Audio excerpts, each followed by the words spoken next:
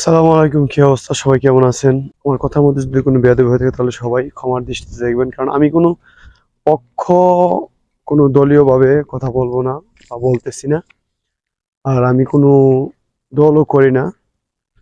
আমার কাছে যেটা সত্যি বা যেটা রাইট মনে হয়েছে বা যেটা রাইট মনে হয় আমি সেটাই বলবো। আমাদের দেশের এমন একটা মানুষ, ডক্টর মোহাম্মদ ইউনূস, যে কিনা নোবেল বিজয়ী।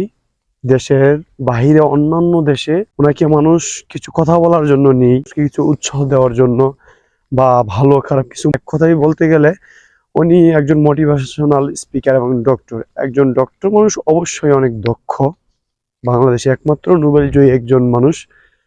উনাকেও জেলে থাকতে হয়েছে অনেক মামলায়।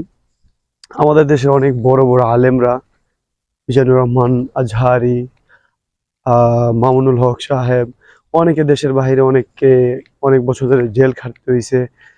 এমনকি আমাদের মুসলমানদের সব থেকে বড় যে কাবা শরীফ মক্কা, কাবা ঘরের ভিতরে আমাদের বাংলাদেশের ভিতরে শুধুমাত্র একমাত্র দিলওয়ার হোসেন সাইদি সাহেব ঢুকতে পারতো। সারা বিশ্বের মানুষ যেখানে যাইতে পারে না, সেখানে আমাদের বাংলাদেশের একটা মানুষের যাওয়ার সুযোগ ছিল। ওই মানুষটাকেও রাজাকার অনেক কিছু বলে, মিথ্যা অপবাদ দিয়ে ওই মানুষটাকেও জেল খাটিয়ে শেষ পর্যন্ত মৃত্যুবরণ করলো উনি। যাক, আল্লাহ উনাকে জান্নাত নসিব করুক। আমার কথাগুলো খুবই সহজ, কারণ আমি কোনো দল করি নাই কখনো, আর দলের হয়ে কথা বলতেছি না। আমি যেটা সত্যি সেটা বলতেছি। কারণ 18 কোটি মানুষ কখনো ভুল হইতে পারে না একজন মানুষের জন্য।